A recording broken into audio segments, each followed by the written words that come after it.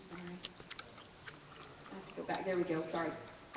Highway 45 Southeast, Highway 71, MoCap, Highway 290, all in Austin. All of these were built with our gas tax money, and they're also taking over existing highways and leaving you frontage road as your non-toll option. I-10, the Katy Freeway, was built with our tax money, yet you're being charged a toll to drive on it. Highway 281 in San Antonio, they wanted to originally take every single lane we drive on today and slap tolls on it and leave us frontage road as the non-toll. But we've been fighting them on that for 8 years. All right. This is what we want to have pass, is Senate Bill 1029 or House Bill 1054. Those are the two bills that would keep it clean. That would just say the state cannot operate a non-toll segment of the state highway as a toll segment. And stop right there. There's no exceptions, there's no time frames, there's no anything. As I was describing before, Senator Nichols has insisted that these frontage roads are acceptable replacement. Here's some other current legislation. Notice whose name keeps appearing. He's the chair of the committee, and so the chair does carry a lot of transportation bills on behalf of the department, TxDOT. So in his defense, that's why he carries a lot of these bills. But his name does tend to appear session after session. He's a former transportation commissioner. But this Bill 1730 would hand 18 Texas roads to private, even these foreign corporations in these P3 deals. Just passed committee Wednesday of this week. It includes Loop 49 around Tyler. It's the first time I've ever seen the Tyler Toll Road put in any of these pieces of legislation, and I've been following it for a long time. SB 1112 was passed 2 weeks prior, and this allows our property taxes to be used to subsidize toll projects. Now, why would they need to use our property taxes to build a toll road if they can go borrow it from the private sector with toll revenue bonds, and the toll pays back those toll revenue bonds? If the user's paying back the bonds, they don't need tax money in any of these deals. The reason why they're going after tax money is because none of these projects are toll viable. They're not financially solvent. They know going into the project that there's not going to be sufficient users of that road to even pay for the cost of building the road and retiring the debt. So they have to subsidize it. And they're subsidizing it with every kind of tax you can imagine. The same bill allows them to raise your sales tax, your local sales tax, to be pledged to these toll projects. Now, what's the chance of your property tax going down or being eliminated if they've pledged it to a transportation project for 50 years? Not likely. And it's just pushing the debt and taxes to the local level. And by the way, Joanne did make copies of something in the back table with the black tablecloth. We have all of our turf flyers for you. We actually have a comprehensive list of good bills and bad bills for you, so that some of these bills I'm mentioning, you can go and reference those so your head doesn't explode by the time I'm done here. But she has a letter that we have just sent to all the legislators and the leadership that outlines what we, the people, the grassroots, want on transportation policy. And one of the things we specifically outlined was no more debt and not pushing that debt to the local level. And yet here they are. These are the only bills that are passing, are the very ones that we said not to.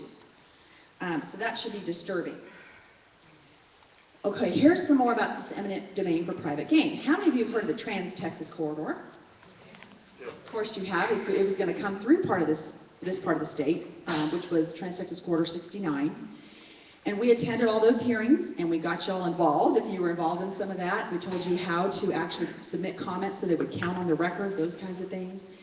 We worked for 3 sessions to get a complete repeal of the Trans-Texas Corridor, and thanks to Lois Coldcourse, we finally got it done last session. So that was good. However, the Trans-Texas Corridor can still move forward through these P3s, these public-private partnerships. That's the exact financing mechanism that they used for the Trans-Texas Corridor. Well, one of the things everyone objected to on that project was, one, the foreign ownership, the eminent domain for private gain, the monopoly that it's granting this private entity. Of course, it was a foreign company on top of it, which Texans just don't like.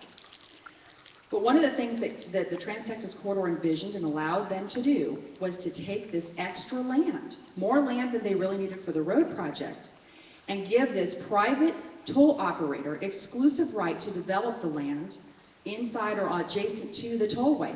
They could decide what restaurants, hotels, shopping, gas stations, got to control all that development and profit from it exclusively. So we found out last May, and this is actually when I started to hook up more closely with Joanne, that TxDOT put out something called a request for information for private developers to develop an ancillary facility, they called it, in the middle of the TxDOT-owned portions of State Highway 130. And they were going to have, look at here, gas station, garage, store, hotel, restaurant. Wow, that sounds an awful lot like the Trans-Texas Corridor. Except now the state's going to do it. Well, just like we don't want a private developer getting to pick the winners and losers, because we're supposed to have a free market economy, that's sidetrack. We don't want the state doing it either. The state's now trying to get into the land development business and decide who's going to be able to develop inside these tollways, not to mention the land grab. That they took all that land in the name of a public use for a public road, and now they're going to hand it to private developers for private gain. Well, we went and talked to the landowners from this bubble they had. Here's State Highway 130, and it went like this in the middle, and then down again. They purposely took this excess land, almost 70 acres.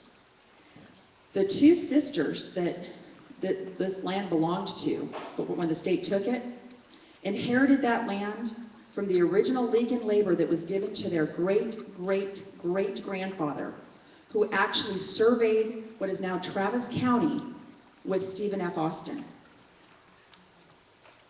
They had 86 acres. TxDOT took 80 to do this in the middle. And of course, they were planning, because they knew this road was coming in, they didn't like it, their land was forcibly taken from them, but they thought, wow, maybe we could at least put a gas station near it and make some money. Now they can't, if the state is going to come in and compete with the private sector and have an exclusive captive audience revenue generating machine in the middle of the roadway. And even worse, they were going to have a revenue sharing agreement with that private company, so the state was going to get a piece of the pie. So offensive. So after we pull in Joanne and Deborah Medina and just anyone else that I knew cared about the Trans-Texas Corridor, private property rights, and these kinds of abuses, Jeff Judson, another gentleman that works with us in San Antonio, we went to meet with the TxDOT executive director. And thankfully, they decided to pull down that request for information and did not move forward with it. And there are actually similar P3 projects that are going to do this sort of thing, commercialize a public asset for the Texas Capitol, and at the local level, at your convention centers, your city halls, they're trying to do P3s for all of it. Where now it's public, it's supposed to be for a public use, and they're turning it into a private use. There's a city of BK right near Austin, where they came in and offered to build the city hall for the city, but took all this excess land around this city hall and put in what looks like the San Marcos shopping center around a city hall, where they get the exclusive monopoly to develop that land and profit from that land granted to them by government. If this is not a huge property rights abuse, I don't know what one looks like, because this is it. We're trying to get that out of code, by the way. TxDOT has that authority in a part of the transportation code, and we're working on getting that done. However, the Democrat who chairs that committee, the House Land and Resource Management Committee, will not hear Representative Colcourt's bill. And the bill is the same language we've been trying to get in every eminent domain bill since the Kelo case passed. And he is just not going to hear her bill. And that's the bill that we're using as the vehicle to get that stripped out of code. So this is what happens when we have a liberal speaker appointing liberal people over committees that we're trying to advance conservative legislation through. Well, is this the next bailout? Toll roads were promised to end our revenue shortfall problem and our congestion problem, but they've done neither. You saw that picture. Did the toll roads solve the congestion on that highway in California? It did for about a handful of people that can afford $10 one way each day. We're now in $31 billion in debt, and in fact, we're not actually collecting enough tolls to pay the debt we've already incurred on a lot of these toll roads. In fact, the NTTA had to raise their rate 32% in 2011, and they pegged it to go up automatically every year after that. So it's going to have constant increases on those toll roads because they aren't even collecting enough to cover their own debt. The taxpayers even bailed out the Austin toll road system, including that State Highway 130, the TxDOT-owned portion, and 2 other highways, with $100 million in your gas tax and mine, because they could not cover the debt service with the amount of people that are taking those roads. And you can see why. Who has that kind of money? For an auto to take that road from I-10 and Seguin on the central leg where you get all the way around to Georgetown, you would be paying $12 to take that road. If you were a truck, it was $50. They've just recently done a pilot program using our tax and fee money to buy down a truck toll discount to try and get more trucks to take it. And they're able to use it at the auto rate. But that's only for a year, and as soon as they increase the price again because they can't cover the toll, the debt that they've already entered into, they're just going to keep coming after us to bail out these roads. And taxpayers are being set up for what I believe to be an infrastructure bubble, and it's going to be considered too big to fail. They wrap up plenty of taxpayer money in these deals, and guess what else they put in them? This won't shock you. Pension funds.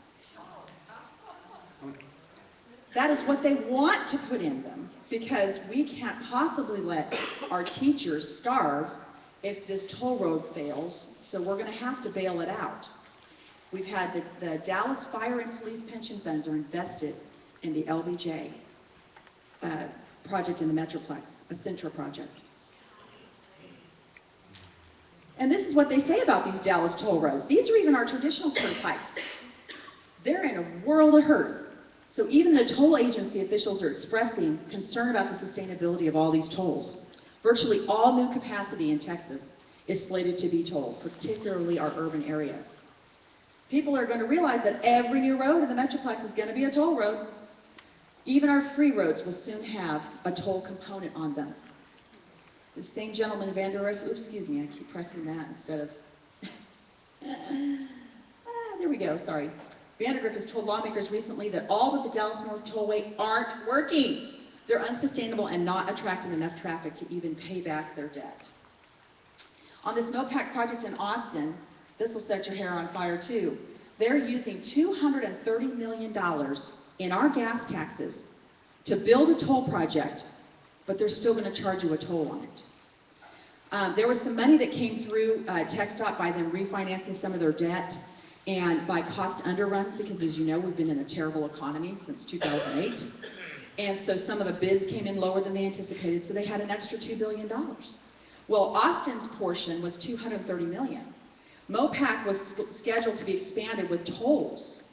Well, when you have these regional mobility authorities, these toll authorities whose sole job is to keep their doors open and feed their bureaucracy, instead of use that free road money that they could use to open it and expand MOPAC and keep it a freeway, they decided to still use that money and still make it a toll road. And even worse, they had their bid come in $20 million under this cost, and instead of give that money back to TxDOT so that they can build some freeways with it, they decided to hang on to that money and use it on enhancements for the project. Here, they're also shrinking the width of our free lanes, which in effect will slow the free lanes. So the lanes you have now aren't going to be the same when they are done reconfiguring this road. They're going to make it so that you have to slow down on the free route. There's actually 9 design exceptions in that project, knowing, because you can imagine, you've probably seen the HOV lanes if you're ever driving around in the Metroplex, how hard it is to get into and out of those lanes, because a lot of times you're higher speed in the HOV lane because there's never anyone in them. And then there's all kinds of congestion. Well, how do you get across all this slow traffic into high-speed traffic? How do you do that? How do you merge safely? Because there are no acceleration or deceleration lanes. So there's all these safety issues. Well, they've knowingly gotten exceptions from the Federal Highway Administration that they are designing this road and how to get the people into and out of these toll lanes in ways that will, I talked with the TxDOT engineer about this, it will cause fatalities. Map 21, oh, this is so fun. The federal highway bill, they passed this last June. So on the federal level, we're not much better than we are on the state level, which is why we have to be strong as Texas and get our act cleaned up. It's a 2-year bill. You'll love this. It was a 2-year bill funded with 10 years of taxes. So when it expires next year, we'll still be paying for this bill for 8 more years. Because our federal highway trust fund is also broke because the gas tax hasn't been adjusted for 20 years. It also increases our borrowing by nearly a factor of 10. And that is this TIFIA loan program. It stands for like Transportation Innovation Finance Infrastructure Act, something like that. And it is a huge borrowing scheme from the Fed. It's not backed by any revenue. We don't have the money. It's like funny money. Okay, it's more borrowed money from the Fed that they are lending out to states for local toll projects like the LBJ, like the North Huron Express in the Metroplex, and they also secured a TIFIA loan, Centra did. All 3 of these projects are Centra, same company. You see some cronyism at play here? Every one of those projects used TIFIA loan money. Every one of them. And we were advocating at the federal level to get rid of the TIFIA loan program. The very first TIFIA loan that went to a South Bay Expressway in San Diego, California, went bankrupt in less than 3 years. They were off by nearly 40,000 cars a day in their traffic projections that would take that route. So that's how messed up this program is. And they, instead of getting rid of it, increased it by a factor of 10. What we also need, the other problem we have in that bill is that TxDOT can build these toll lanes in our existing roads without any public hearings. And they can do it with environmental exemptions and not even have an environmental review process, which is what triggers the public hearings. Now, say what you want about Senator Hutchison. I know that she's what a lot of us would call a rhino, not conservative enough. However, on this issue, she was fabulous. She was the one that put a federal ban in place to protect Texas from tolls on existing lanes, that they could not come and take an existing lane of our road. In fact, that's the only thing that's been trying to protect us from all the stuff that TxDOT's doing on the state level. Well, she's only been able to get it on appropriations bills one year after another. It's never gone in a transportation bill, and it expires this September. So we've been talking with Cruz's office about keeping this permanent. And this bill also advanced the Trans-Texas corridor trade routes. Here's our HOV thing. This is what I was going to tell you about a little bit earlier. The RTC, which is a Regional Transportation Council in the Metroplex that makes all the decisions, thumbs up or thumbs down on toll projects, they're transitioning their HOV lanes into something called hot lanes. How many of you have heard of that term? Have you heard that? A few of you have heard? Okay, so they're trying to make them hot lanes. Well, that stands for high occupancy toll lane. So they're going to sell, I kid you not, because I also write columns for the Examiner and the Express News, and so I get to call up these guys in Sam Media. And so they have to answer my questions, which as a citizen they never did. So I was talking with their spokesperson about this change, and wrote an article on it, and they literally said with a straight face, we are selling our excess capacity on our HOV lanes to single occupancy cars if they're willing to pay the toll to access the lane. So here we have our transportation and our freedom to travel being hijacked by status. If you have more than one person in your car, you'll be able to ride free. But if you don't, you're going to be punished and have to pay. Well, one of the things that started this whole mess is the fact that Centra, in their contract with Centra on those 2 major projects in the Metroplex, their HOV policy is you have to have 3 people in your car to ride free on Centra's toll lanes. So they tried to come in and change all of the HOV policy for the entire Metroplex, Dallas-Fort Worth area, based on what this private company put in their contract. Well, of course, the public opposed it. You know, they had all these hearings and people said, no, we don't want that. So they kept the HOV +2 in place, but guess what?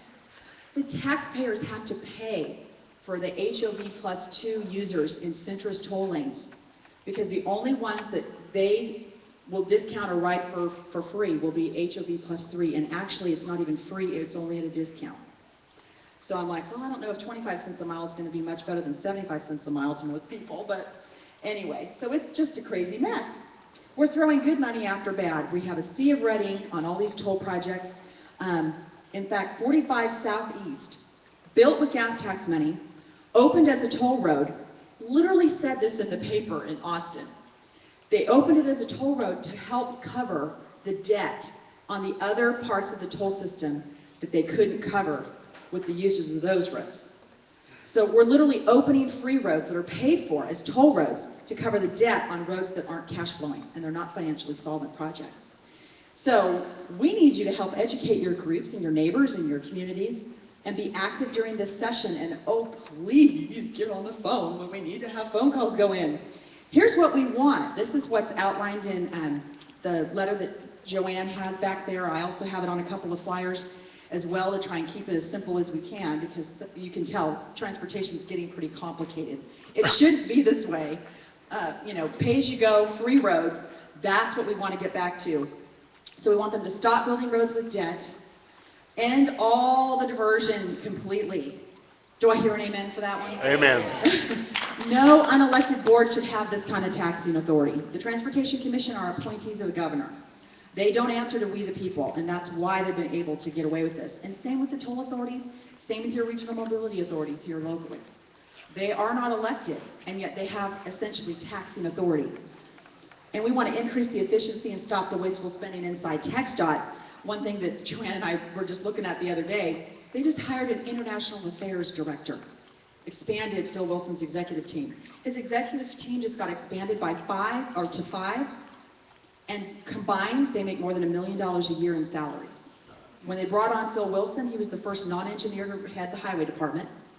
He's a former lobbyist for an energy company and has been appointed to 4 or 5 other state posts by Rick Perry, so he's pretty much a good friend of the governor. Good guy. He's really a nice guy, but he's hampered by the policies of this Transportation Commission. And when he came on, they doubled his salary from what the previous executive director made. So we got to stop this kind of stuff.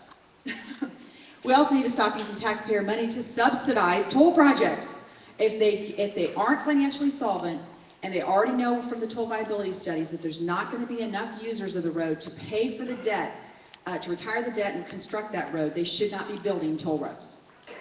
Right? And we want to end all this non-traditional financing, these P3s, they call them innovative financing. And I keep saying this back to the governor's people, I'm like, what's so innovative about debt? What does the Bible say about debt? Debt is a curse. There is no good debt and bad debt. I was just talking with the governor's guy the other day. He's like, oh, well, the governor thinks there's some good debt and there's some bad debt. No, all debt is a curse, okay? All debt. We might be able to get away with it, have some debt be less painful than others, but at the end of the day, it's not a good thing, especially when it's taxpayers who are they're entering into this debt against our will without asking our permission. They're just doing it. So one thing that the governor is promoting and endorsing, this just about blew the roof off for Joanne and I and many others. He's promoting a bill for century bonds to create a whole new class of debt that, just like the name sounds, will take 100 years to pay it back, to build these road projects he's wanting to build. What's happened is they've maxed out the state's credit card. They've already borrowed against all our future gas tax money. They now have $5 billion in bonds that has to be backed by the general obligation bonds, by all Texans, and basically our general revenue fund is backing those $5 billion. They have Texas Mobility Fund, which is also in a heap of debt. And they've run out of debt capacity to borrow to do all these toll roads, so they're trying to create a whole new kind of bond so that they can keep building the toll roads. Well, of course, that outlasts the useful life of the road. I mean, the road only lasts roughly about 40 years, and yet you're going to be paying for it for 100. It's just insane. The other thing we'd love to do is opt out of the federal highway program and get 100% of Texas money back in our state. That bill's working its way through the House right now. Pro-taxpayer solutions, where do we get the revenue if more is needed? Well, first they need to end the gas tax diversions. All the money they're raiding from our highway fund, because 47% of it doesn't even go to roads. So they got to do that first. Now, our analysis of the budget showed it was $1 billion a year. The governor claims it's only $650 million a year, and the Senate budget writer thinks it's only $300 million a year. So you can just decide for yourself whose number you think is probably more accurate. The school diversions equal $750 million a year, because 25% of our gas tax is constitutionally dedicated to schools. Did y'all know that? Quarter of every dollar we collect in road money has to go to public schools. So when you count that diversion and the fact that we inflation has eaten into our gas tax, we're only getting about 8 cents when it's supposed to be closer to 20. Okay, then we have vehicle sales tax. This we found out about thanks to Senator Nichols. We agree with him on this bill. We're very supportive of his bill on getting the vehicle sales tax money that we already pay. It's an existing tax dedicated to roads. Right now it's being sent to general revenue where they're basically funding Medicaid and schools with it.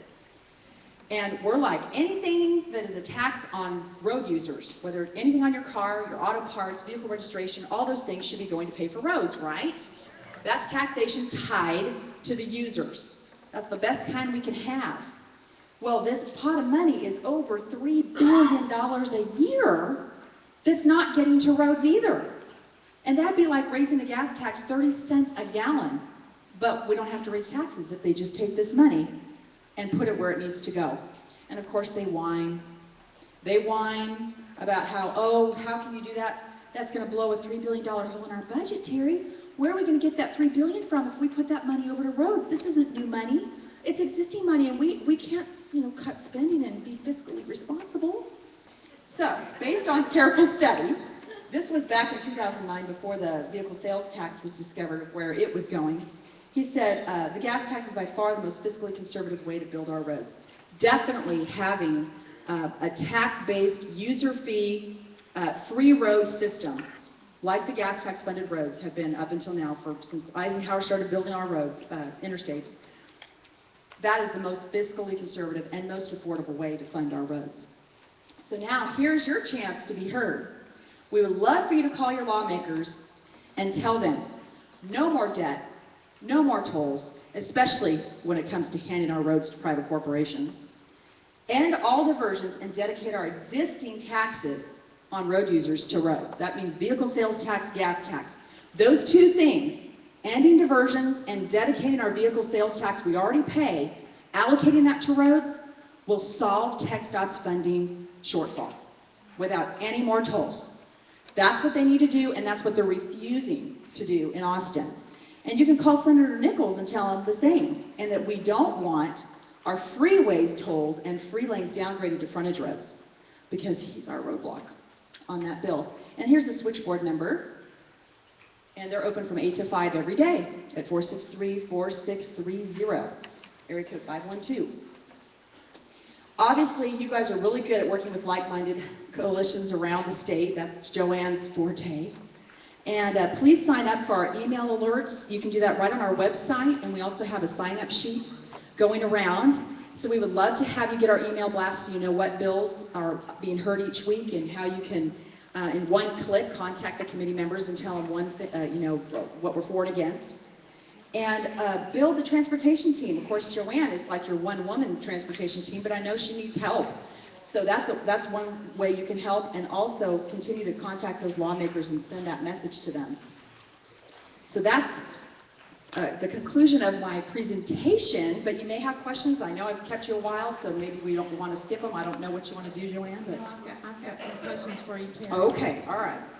And as many of you stay as possible, and I want to reiterate that back there on the back table, Terri's got some information that covers this so that you'll have it right in front of you to study before you make your calls. And last week,